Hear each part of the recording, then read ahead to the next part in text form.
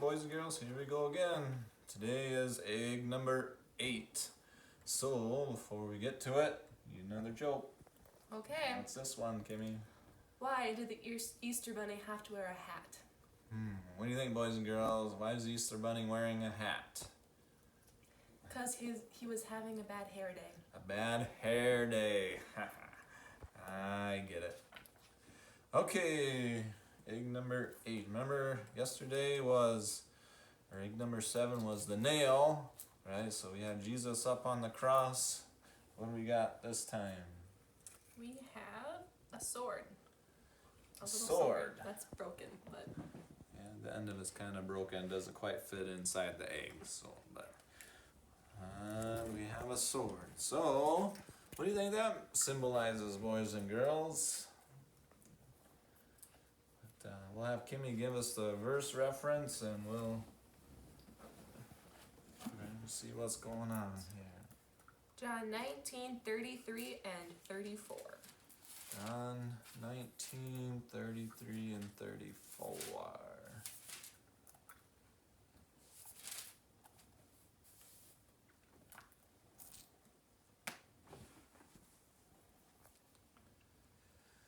Okay, here we go. I'm gonna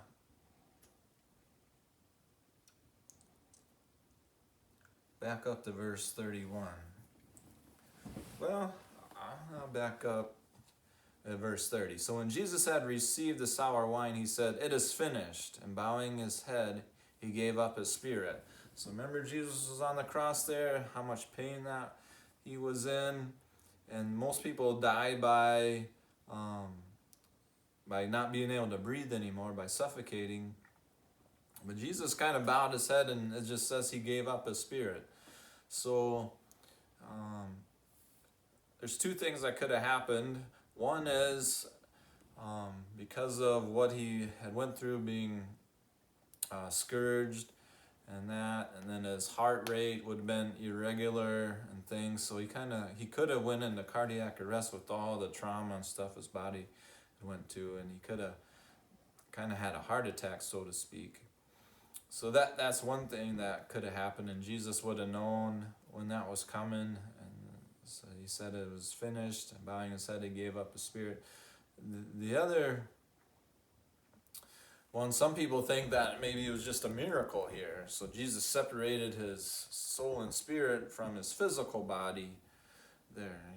Since he's God, he was able to do that. We can't do that. That just kind of happens when we die.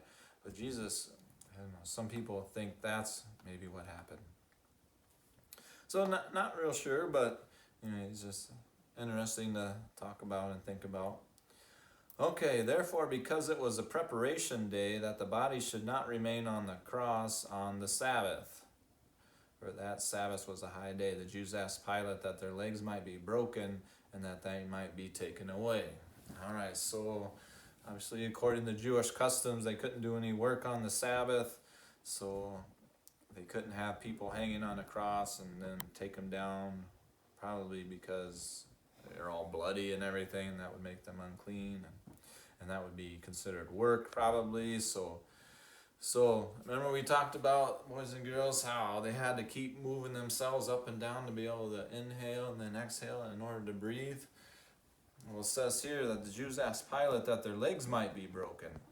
So they would come by and you'd take a hammer or something, and then they would break their legs. And then by doing that, they couldn't push themselves up and down anymore. So then they would just suffocate and die. So that would speed up the process. So it's getting close to they got to get ready for the Sabbath, so they need to get these bodies off the cross and taken care of there.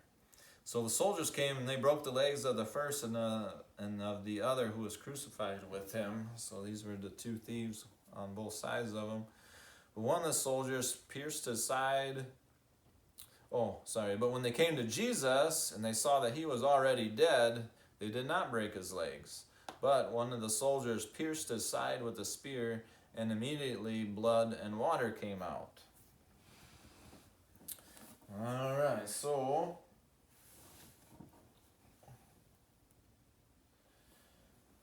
Jesus was up on the cross.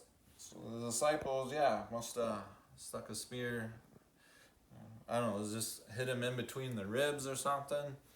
And it says blood. We expect blood to come out, right?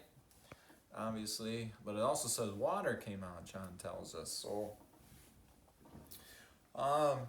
we kind of understand that today too. Maybe you've had grandparents or somebody older in your family, or maybe somebody that you know who's had what we call congestive heart failure. And we know that when the heart doesn't work efficiently, then fluid tends to build up around the heart. And with all Jesus has been through, all the trauma, all the blood loss that he's had, his heart would not have been beating the way it was supposed to and functioning properly. So fluid could have been beginning to build up around his heart and probably maybe his lungs too. So that when the soldiers stuck the spear in, and John tells us that blood came out and water came out as well. Actually, probably water would have come out first, and then the blood came out second. And the Bible tells us that blood is mentioned first, but the way the Greeks wrote it had to do with how much. They would put the most that came out first, not in like the order that it came out, but they would put it in order of the quantity that came out. So more blood came out than water. So that's why John put that first in the Bible. So Jesus died on the cross there. So that's basically the events surrounding the cross there, and that's the end of egg number 8.